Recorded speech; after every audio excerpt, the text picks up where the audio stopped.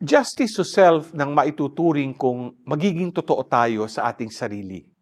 Nakikilala natin yung ating mga kakayanan at mga kahinaan. Yung alam at kinikilala natin ang ating lugar sa malaking plano ng Diyos sa kabila ng pagdududa ng ating kapwa.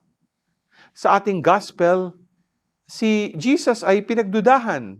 By the power of Beelzebul, the prince of demons, he drives out demons.